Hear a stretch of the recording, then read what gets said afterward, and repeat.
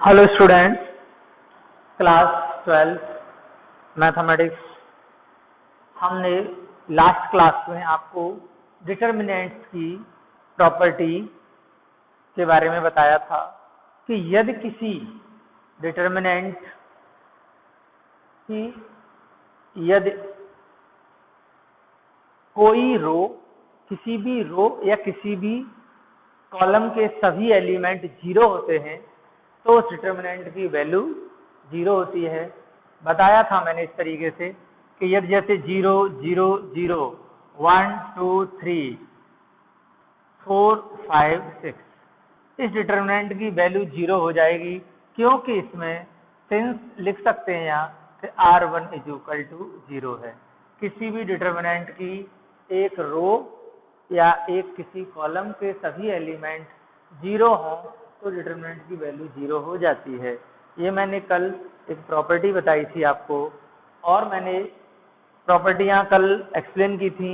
मैंने ये भी बताया था कि यदि किसी डिटर्मिनेंट के दो रो या दो कॉलम, 2 रोज या 2 कॉलम आइडेंटिकल होते हैं तब भी डिटर्मिनेंट का वैल्यू 0 होता है।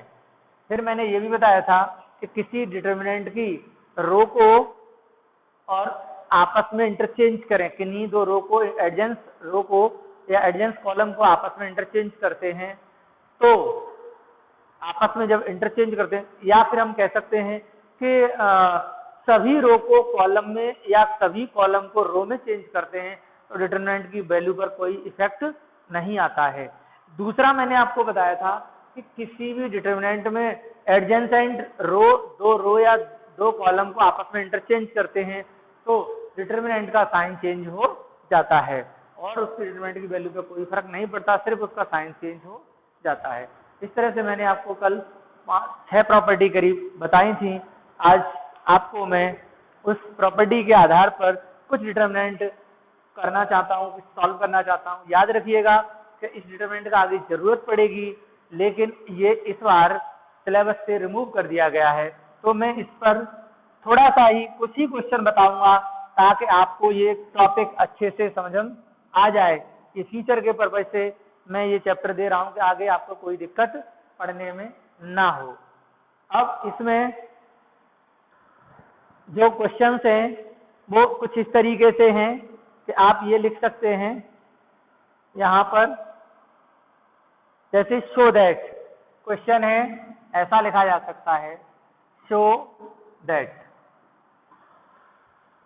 13 14 15, यहाँ लिखा है 13 14 15 16 17 18 16 17 18 और 19 20 21 19 20 21 इसकी वैल्यू 0 आएगी। इसको प्रूफ करिएगा। इसको हमको प्रूफ करना है, तो अब हम यहाँ पर इसकी प्रूविंग, हमको ये लेफ्ट हैंड साइड है वो राइट हैंड साइड 0 के इक्वल लेके आनी है, तो हम यहाँ सॉल्यूशन लेफ्ट हैंड साइड लिखते हैं और इस डिटर्मिनेंट की वैल्यू को उतार लेते हैं। 13 14 15 16 17 18 19 20 21। डिटर्मिनेंट निकालते समय हम सबसे पहले, इसको करने का ये तरीका होता है कि आप सबसे पहले किसी भी डिटर्मिनेंट के अंतर्गत ये चेक करिए कि कोई भी एलिमेंट, कोई भी प्रॉपर्टी यूज हो रही है, कुछ प्रॉपर्टी यूज नहीं हो रही है, तो कुछ कॉमन लेने के बाद कोई प्रॉपर्टी यूज हो रही है। तो इसमें अब आप देख रहे हैं कि कुछ भी कॉमन नहीं आ रहा और प्रॉपर्टी, दो ही बातें देखते हैं कि कोई प्रॉपर्टी यूज हो रही है या नहीं हो रही है। तो हम सबसे पहले हमने देखा कि यदि इसमें से इसको माइनस कर दिया जाए, इस रो में से, इसको सॉरी कॉलम 3 में से कॉलम 1 को माइनस कर दिया जाए तो 19 में से 13 लेस कर देंगे तो यहाँ पर 6 बचेगा और 20 में से 14 लेस कर देंगे तो यहाँ पर भी 6 बचेगा, और 21 में से 15 माइनस कर देंगे तो यहाँ पर भी 6 बचेगा। तो हमने कहा ना कि सबसे पहले कुछ कॉमन लेने की कोशिश करते हैं, कुछ कॉमन नहीं आता तो फिर हम कुछ ऑपरेशन लगा के कॉमन लेते हैं। तो आपने देखा यहाँ पर जो ऑपरेशन लगा रहे हैं वो है C3 माइनस C1। C3 में से C1 लेस कर रहे हैं तो वैल्यू चेंज होगी C3 की, जो पहले लिखते हैं उसकी वैल्यू चेंज होती है। तो डिटरमिनेंट की वैल्यू हो जाएगी 19 में से 13 गया तो यहाँ पर ये हो जाएगा 6, 20 में से 14 गया ये भी 6, इसमें 21 में से 15 गया ये भी 6 हो गया, और ये 16, 17, 18 और यहाँ पे 13, 14 और ये 15 हो गया। तो यहाँ पे देखा आपने 6 6 6 6 आ गया, इस 6 को हम बाहर कॉमन ले सकते हैं। दूसरा ये भी है कि इसमें से इसको माइनस करें, यदि हम C2 में से C1 माइनस करें तो यहाँ पर 3 बचेगा, यहाँ पर भी 17 में से, और ये 14 माइनस करेंगे तब भी 3 बचेगा, और 18 में से 15 माइनस करेंगे तब भी यहाँ पे 3 बचेगा। क्योंकि यदि इस डिटरमिनेंट को शो करें 0 के इक्वल टू, यदि हम कोफैक्टर के मेथड से इसको छुपाएं और इसके बाद इस पहली रो और पहली कॉलम को छुपाएं तो इस तरह से बहुत काफी लेंथी क्वेश्चन हो जाएगा। तो ये प्रॉपर्टी के आधार पर हम करने की कोशिश कर रहे हैं। इसमें से इसको माइनस करेंगे, अब हम जो ऑपरेशन लगा रहे हैं वो है C2 माइनस के C1, C2 माइनस C1 तो वैल्यू चेंज होगी C2 की। तो आप देख रहे हैं 16 में से 13 गया तो यहाँ बचेगा 3, और 17 में से 14 गया तो यहाँ भी 3 बचेगा, और 18 में से 15 गया यहाँ भी 3 बचेगा। 6 मैंने इसमें से कॉमन ले लिया, टेकिंग कॉमन एंड, यहाँ लिख सकते हैं and taking common from C3 में से, टेकिंग कॉमन 6 फ्रॉम C3। 6 मैंने बाहर निकाल लिया तो यहाँ 1 बचेगा, और फिर यहाँ रह जाएगा आपका 13, 14 और 15। फिर यहाँ से 3 कॉमन ले सकते हैं, फिर अगेन टेकिंग कॉमन 3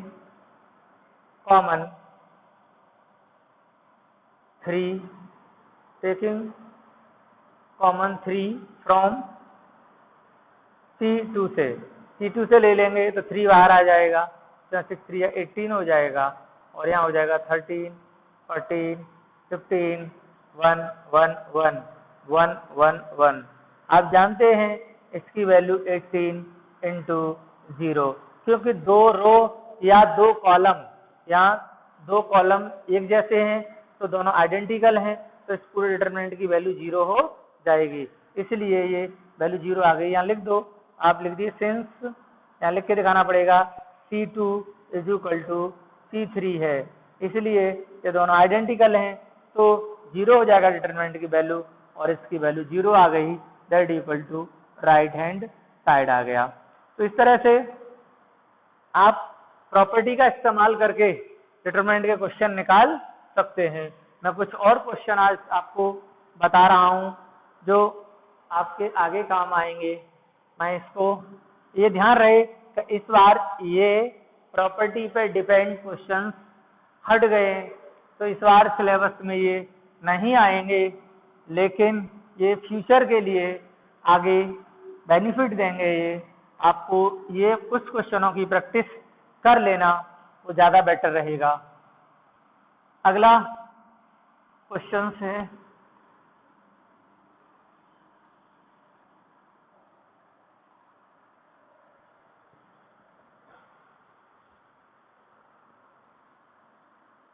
कुछ प्रॉपर्टी पर बेस्ड यूजिंग प्रॉपर्टी क्वेश्चन है। ये एनसीईआरटी का क्वेश्चन है, एक्सरसाइज 4.2 एनसीईआरटी का क्वेश्चन है। यहाँ पर इसमें ये लिखा हुआ है, पहला क्वेश्चन है x by z, x y z a b c, x plus a by plus b z plus c equal to 0। ये आपके पास दे रखा है। अब यहाँ पर हम लेफ्ट हैंड साइड, ये हमको इसकी value find using the property proof that करना है। ये है प्रूफ दैट करना है ये कि ये इक्वल टू इतना होता है। तो सॉल्यूशन आप लेफ्ट हैंड साइड लेके चलेंगे और लेफ्ट हैंड साइड यहाँ पर है x by z a b c x plus a by plus b और z प्लस c।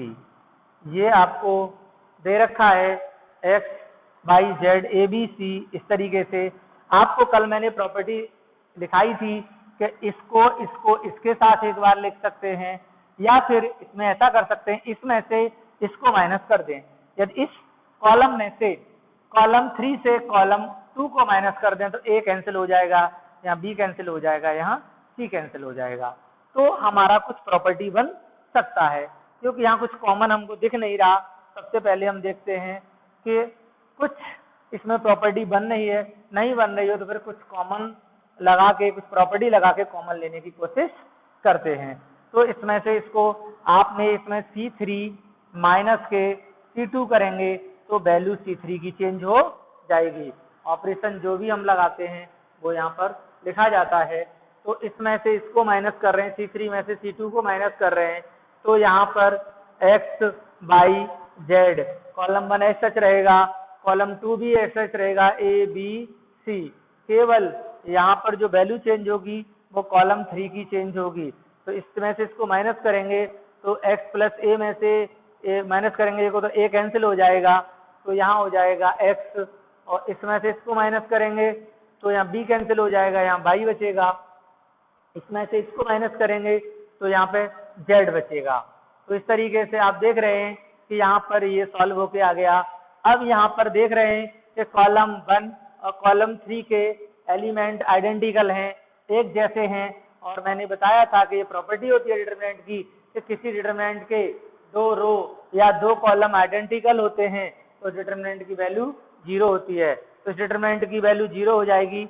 आप लिखेंगे since C1 is equal to C3, column 1 is equal to column 3 है, इसलिए इस डिटरमिनेंट की वैल्यू 0 हो गई। दैट इक्वल टू ये आपका राइट हैंड साइड प्रूफ होके आ गया। तो प्रॉपर्टी से ये काफी इजी क्वेश्चंस हो जाते हैं, और यदि इसको मल्टीप्लीकेशन ऐसे एक्स को फैक्टर माइनर से फैक्टर विधि से करते इसको तो बहुत लेंथी हो जाता है। इसलिए ये प्रॉपर्टी से डिटरमिनेंट करना आसान होता है। मैं प्रॉपर्टी यूज करना सिखा रहा हूँ अभी आपको। अब मैं आगे और क्वेश्चन आपको समझा रहा हूँ।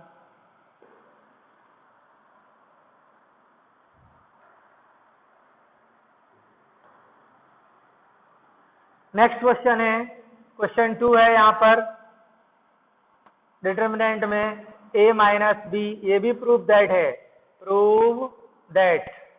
यहाँ पर भी a minus b, b minus c, c minus a, b minus c, b minus c, c minus a minus b, c minus a minus b minus c is equal to 0। Proof that a equal to 0। अब यहाँ पर देख रहे हैं कि आप left hand side solve करके चलेंगे सॉल्यूशन। लेफ्ट हैंड साइड लेंगे तो ये हो गया a minus b, b minus c, b minus c, c minus a। इसके बाद b minus c, c minus a minus b, c minus a minus b minus c। अब आप यहाँ देख रहे हैं कि यदि हम इसमें हम ऑपरेशन यूज करें, कुछ कॉमन तो दिख नहीं रहा, ऑपरेशन लगा के कुछ कॉमन लगाने की कोशिश करते हैं, तो यदि हम C1 plus C2 plus C3 को जोड़ दें, C1 plus C2 plus C3 को जोड़ कर दें, तो ये वैल्यू चेंज हो जाएगी C1 की, कॉलम 1 का वैल्यू चेंज होगी।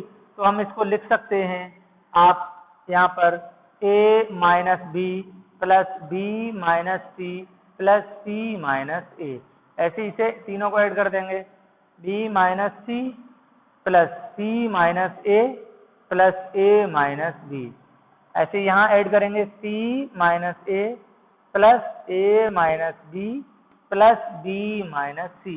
बाकी कॉलम 2 और कॉलम 3 के एलिमेंट ऐसे करेंगे, तो बी माइनस सी माइनस ए और ए माइनस बी, और यहाँ कॉलम 3 भी ऐसे ही कर लेंगे, सी माइनस ए माइनस बी और बी माइनस के सी। अब यहाँ पर देख रहे हैं आप कि इसमें ए से ये ए कैंसिल हो गया, सी से सी और बी से बी, सेम बी से बी कैंसिल, ए से ए कैंसिल, सी से सी कैंसिल, सी से यहाँ सी कैंसिल, बी से बी कैंसिल, ए से ए कैंसिल, तो इसका भी जीरो, ये भी जीरो, ये भी जीरो। तो आप देख रहे हैं कि जीरो, फर्स्ट कॉलम के सभी एलिमेंट जीरो हो गए, बी माइनस सी माइनस ए और ए माइनस बी, सी माइनस ए माइनस बी और बी माइनस सी। और इसमें कॉलम 1, अब इसकी डिटरमिनेंट की वैल्यू जीरो हो जाएगी, क्योंकि मैंने बताया था डिटरमिनेंट में किसी रो या किसी कॉलम के सभी एलिमेंट जीरो होते हैं तो उस डिटरमिनेंट की वैल्यू जीरो होती है। तो यहाँ लिख सकते हैं सिंस, क्योंकि यहाँ पर आपका C1 is equal to zero है, इसलिए पूरी डिटरमिनेंट की वैल्यू जीरो हो गई, that equal to right hand side. यही हमको प्रूफ करना था। अब इसके बाद हम और डिफरेंट टाइप की प्रॉब्लम्स लेते हैं। क्वेश्चन थर्ड है इसका, इसी एक्सरसाइज का, एक्सरसाइज 4.2 एनसीईआरटी की। यहाँ पर है प्रूव दैट, यहाँ है 2, 7, 65 and 3, 8, 75, 5, 9, 86 that equal to zero proof करना है। इसमें आपको जीरो प्रूफ करना है कि ये डिटरमिनेंट जीरो के इक्वल है।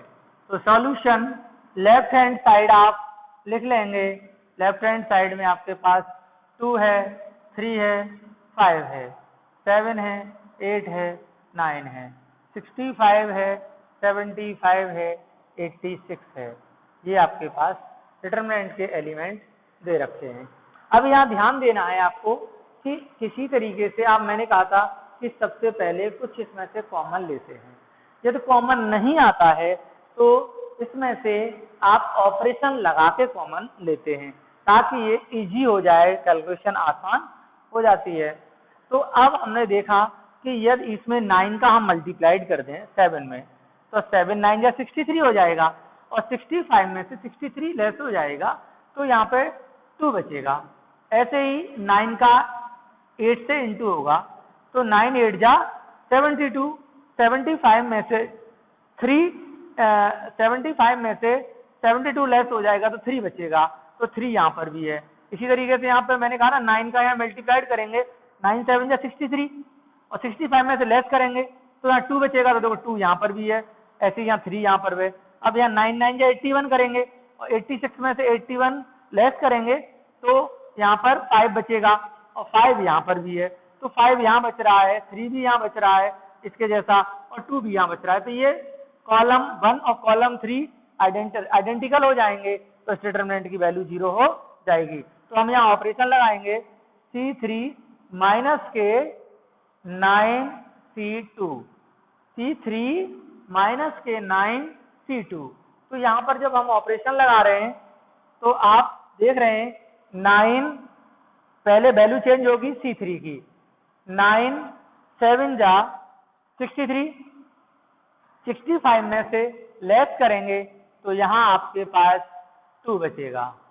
और यदि इसमें 9 का इंटू इसमें करेंगे, 9 जब C2 में मल्टीप्लाइड 9 कर रहे हैं, 9 8 जा 72, और 75 में से माइनस करेंगे तो यहाँ पर 3 बचेगा।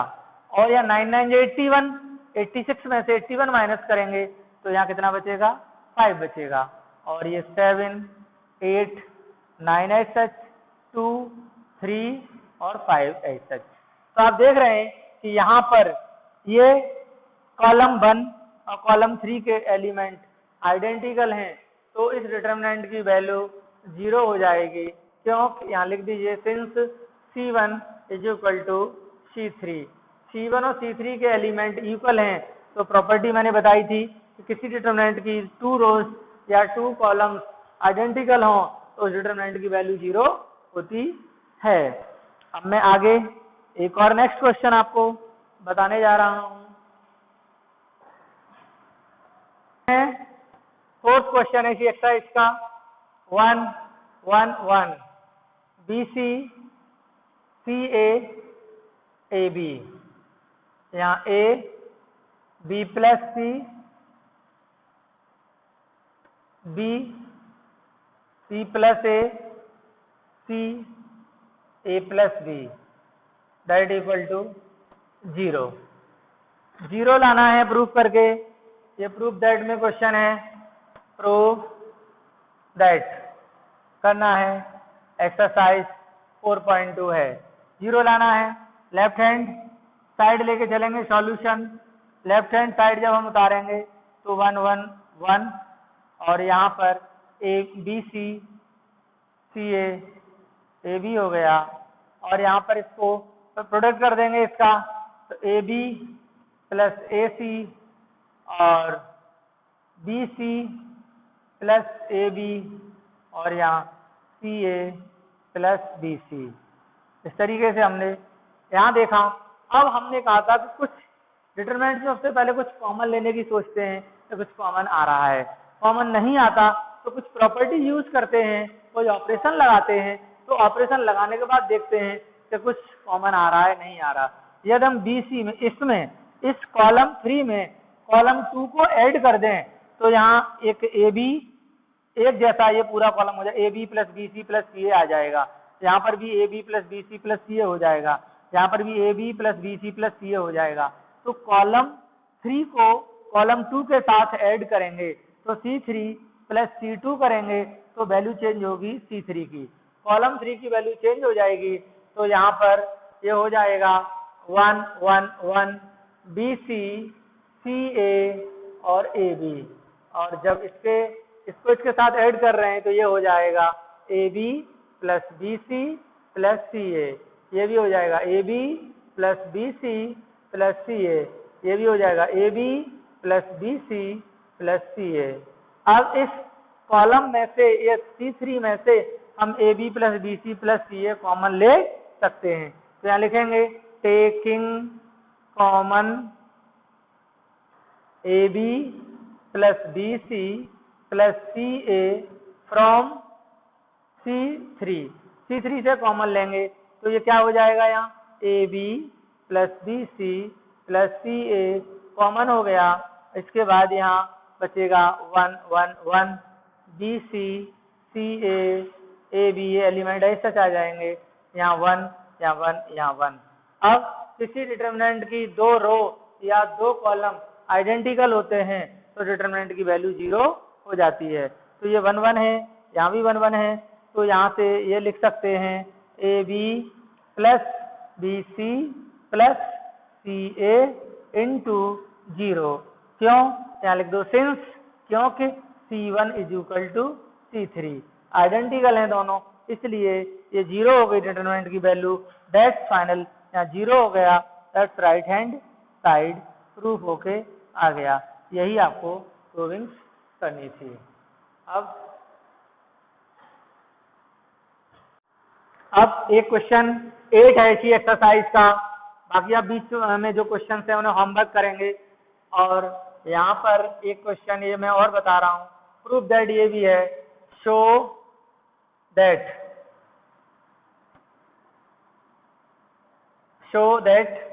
ये क्वेश्चन है 1 1 1 A B C A square B square C square that equal to, आपको प्रूफ करना है A minus B B minus C minus A. इस तरीके से एक ये प्रॉपर्टी पर आधारित क्वेश्चन है और इसको सॉल्व करना है आपको कि ये इसके इक्वल होता है। तो इसको प्रॉपर्टी के थ्रू करना है। आप डायरेक्ट प्रोडक्ट करेंगे आ तो जाएगा लेकिन काफी लेंथी हो जाएगा। इसमें साइक्लिक फैक्टर का भी यूज करना पड़ेगा यदि आप सिंपल सीधे करेंगे, लेकिन कर नहीं सकते क्योंकि प्रॉपर्टी के आधार से ही, प्रॉपर्टी पर ही डिपेंड क्वेश्चन पूछ जाते हैं, प्रॉपर्टी का यूज करना होता है। तो यहाँ पे सॉल्यूशन मैं लेफ्ट हैंड साइड दिखा रहा हूँ। यहाँ पे लेफ्ट हैंड साइड मैंने लिया है 1 1 1 ए बी सी और ए square B square C square. अब आप देखिए यहाँ पर सबसे पहले मैंने बताया था कि किसी डिटरमिनेंट को सॉल्व करते समय सबसे पहले उसको कॉमन लेके छोटा करते हैं उसके अंदर। यहाँ कोई भी कॉमन नहीं आता है तो कुछ ऑपरेशन लगा करके कॉमन लेते हैं। तो हमने देखा कि मैं यदि और हम कोशिश करते हैं कि किसी डिटरमिनेंट में ज्यादा से ज्यादा जीरो हो जाए ऑपरेशन लगाने के बाद, ऑपरेशन लगाने के बाद ज्यादा से ज्यादा जीरो हो जाने चाहिए। तो यदि लगातार जब 2 जीरो हो जाते हैं तो उस डिटरमिनेंट को आप एक्सपेंड कर सकते हो। तो हमने देखा कि यदि इस रो में से रो 1 में से रो 2 सब्ट्रैक्ट कर देंगे तो यहाँ जीरो हो जाएगा। फिर रो 2 में से रो 3 सब्ट्रैक्ट कर देंगे तो यहाँ भी जीरो हो जाएगा। और जब लगातार 2 जीरो हो जाते हैं तो उसे एक्सपेंडिंग थ्रू C1 हम कर देंगे। तो इस तरीके से यहाँ मैं आपको ये एक ऑपरेशन यूज कर रहा हूँ यहाँ पे कि मैं R1 में से R2 लेस कर रहा हूँ, R1 माइनस के R2, तो वैल्यू चेंज होगी R1 की, सिर्फ R1 की चेंज होगी। तो यहाँ पर आप देख रहे हैं कि मैं R1 से R2 लेस कर रहा हूँ, तो R1 की वैल्यू जब 1 में से 1 गया, 0 बचा, A में से B गया तो A माइनस B हो गया, और इसमें से इसको सब्ट्रैक्ट करेंगे तो ये A स्क्वायर माइनस के B स्क्वायर हो जा रहा है। अब यहीं पे मैं दूसरा ऑपरेशन और लगा रहा हूँ एक और, कि इसमें से इसको माइनस कर रहा हूँ, मैं इसमें से इसको भी माइनस कर रहा हूँ, तो अर्थात R2 में से R3 माइनस कर रहा हूँ। तो यहाँ भी लिखूंगा मैं R2 माइनस के R3, लेकिन वैल्यू चेंज होगी R2 की, जो पहले होता है जिसमें से घटाते हैं उसकी वैल्यू चेंज होती है। तो 1 में से 1 लेस किया, 0 आया, B में से C लेस किया, B माइनस C हो गया, B square minus C square हो जाएगा, और उसके बाद रो 3 एज सच पर आएगी 1 C स्क्वायर। तो इस तरीके से मैंने R1 में से R2 सब्ट्रैक्ट किया है और R2 में से R3 सब्ट्रैक्ट किया है, और इस तरीके से ये डिटरमिनेंट बन के आ गया। अब मैंने बताया डिटरमिनेंट में सबसे पहले कुछ कॉमन लेने के बारे में सोचते हैं, ऑपरेशन लगा के जीरो करते हैं, और मैक्सिमम हमारा उद्देश्य रहता है कि जीरो हो जाने चाहिए। अब यहाँ पर a माइनस बी यहाँ पर है और a square minus B square है, तो यहाँ a प्लस बी और a माइनस बी हो जाएगा, तो यहाँ से a माइनस बी कॉमन आ जाएगा। b माइनस सी यहाँ पर है, b square minus c square यहाँ है, तो b प्लस सी और b माइनस सी यहाँ हो जाएगा। a square minus B square का फॉर्मूला लगाएंगे, एक ब्रैकेट में a प्लस बी, एक ब्रैकेट में a माइनस बी, तो b माइनस सी बाहर निकल जाएगा, इसके साथ कॉमन हो जाएगा, तो यहाँ पर b प्लस सी बचेगा। तो टेकिंग कॉमन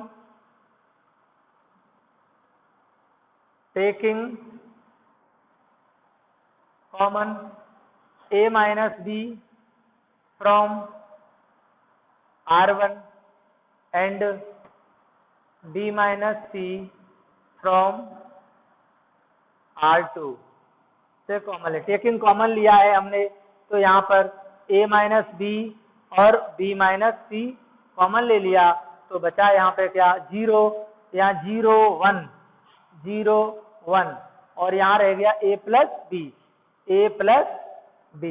क्योंकि यहाँ a square minus B square को लिख सकते हैं आप a माइनस बी और a प्लस बी।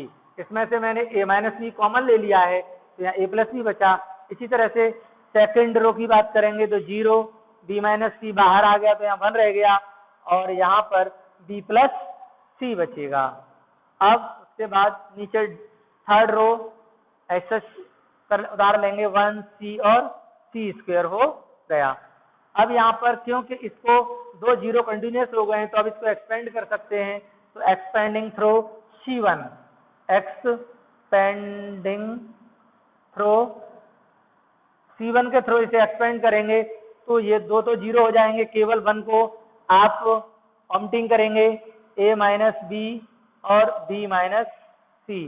1 पर आप रो और कॉलम को ऑम्टिंग कर देंगे, छोड़ देंगे इसको, तो आप यहाँ पे प्लस माइनस प्लस हो गया और यहाँ सॉल्व करेंगे इसको। तो अब ये समझ लीजिएगा, आप इसको ऐसे आप प्लस का साइन बना देंगे तो इसका प्रोडक्ट इससे हो जाएगा।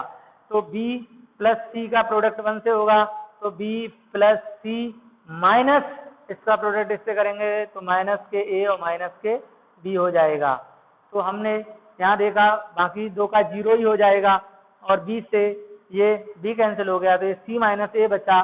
तो यहाँ पर आ गया आपका आंसर a माइनस के b और दूसरा b माइनस के c और तीसरा c माइनस के a। तो इस तरीके से आपने देखा कि ये a minus b, b minus c, c minus a proof होके आ गया। यही हमको राइट हैंड साइड प्रूफ करना था और हमारा ये प्रूफ होके आ गया।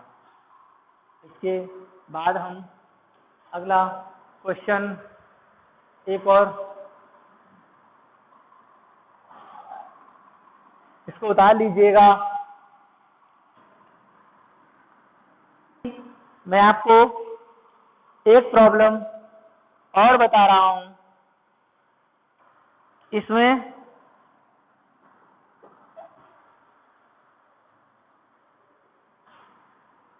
इसी का सेकंड पार्ट है। क्वेश्चन है show that 1 1 1 a b c a q b q c q is equal to a minus b, b minus c, c minus a, और फिर है a plus b plus c। ये proof करना है तो a plus B plus सी। अब यहाँ से आप देख रहे हैं कि इस क्वेश्चन को आपको लेफ्ट हैंड साइड से ये प्रूफ करके लाना है, तो आप सॉल्यूशन लेफ्ट हैंड साइड लेके चलेंगे और लेफ्ट हैंड साइड में है 1 1 1 a b c और यहाँ a q b q c q। हमने बताया कि डिटरमिनेंट में सबसे पहले हम ज़्यादा से ज़्यादा 0 ऑपरेशन लगा के करते हैं, फिर भी 0 नहीं आते तो कुछ ऑपरेशन लगा करके फिर कॉमन लेने की कोशिश करते हैं। तो हमने देखा यहाँ C1 में से C2 घटाएंगे तो ये 0 हो जाएगा और C2 में से C3 घटाएंगे तो 2 0 और 2 कंटिन्यूस 0 हो जाते हैं, तो फिर उस डिटरमिनेंट को एक्सपेंड करना आसान हो जाता है। तो आपने ऑपरेशन लगाया कॉलम 1 माइनस कॉलम 2, कॉलम 1 की वैल्यू चेंज होगी, दूसरा कॉलम 2 में से कॉलम 3 घटाएंगे तो कॉलम 2 की वैल्यू चेंज होगी। तो पहले ये ऑपरेशन लगाएंगे उसके बाद यह ऑपरेशन लगा सकते हैं, पहले इसको लगाएं इसको बाद में नहीं लगा सकते क्योंकि C2 की वैल्यू चेंज हो जाएगी। इसलिए आप पहले इसमें से घटाएंगे तो 0 हो गया, इसमें से घटाएंगे a minus b a q minus b q, इसमें से इसको लेस करेंगे, इसमें से इसको लेस करेंगे तो 0, इसमें से इसको लेस करेंगे b माइनस सी, इसमें से इसको लेस करेंगे b q minus c q 1 c q. आपने देखा यहाँ पे कि ये इस तरीके से। अब यहाँ से हम a माइनस बी कॉमन ले सकते हैं, तो पहले इन फॉर्मूलों को एक्सपेंड कर देंगे। ए क्यू माइनस के बी क्यू का ये डिफरेंस ऑफ क्यू वाला फॉर्मूला है, तो यहाँ पर 0 a माइनस बी और ये लिख सकते हैं a माइनस के b और दूसरे ब्रैकेट में हो जाएगा a स्क्वेयर और प्लस के ए बी प्लस के बी स्क्वेयर, और यहाँ पर ये 0 और यहाँ b माइनस सी है, ये हो जाएगा b माइनस सी और एक ब्रैकेट में b स्क्वेयर और प्लस के B C plus C square, और थर्ड कॉलम ऐसे डाल लेंगे 1 सी क्यू।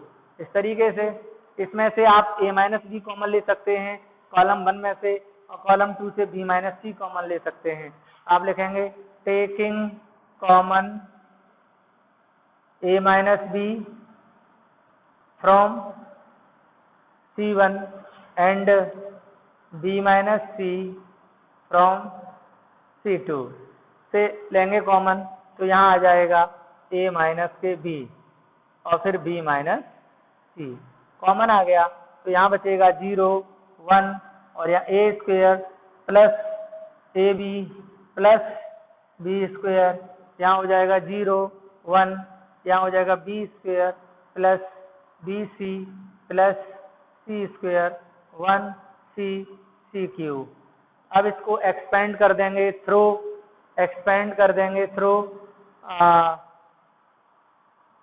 R1 के, और एक और ऑपरेशन लगा सकते थे जीरो करने के लिए, इसमें से इसको माइनस कर सकते हैं, लेकिन आप एक्सपेंड भी यहाँ पे कर सकते हैं क्योंकि दो कंटिन्यूस जीरो आ गए हैं, दो लगातार जीरो आ गए हैं R1 में, तो एक्सपेंडिंग थ्रू R1 कर देंगे तो केवल हमको 1 पर ओमिटिंग रो और कॉलम को करना पड़ेगा और इसका प्रोडक्ट कर देंगे। तो इसको उतार लीजिएगा, मैं इसको आगे सॉल्व कर रहा हूँ और इसमें आगे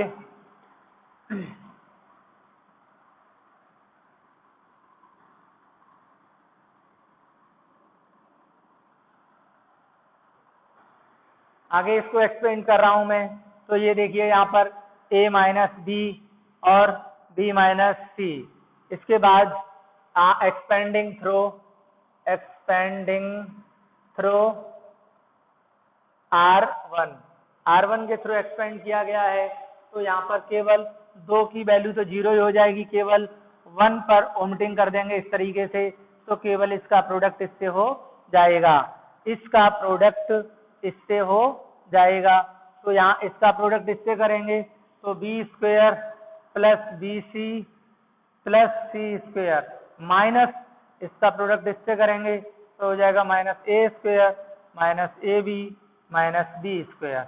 इसके बाद बी स्क्वायर से बी स्क्वायर कैंसिल हो जाएगा, ए माइनस बी और बी माइनस सी। यहाँ पर देख रहे हैं आप इन दोनों में B plus C minus B C and minus A B, और ये है plus C square minus A square.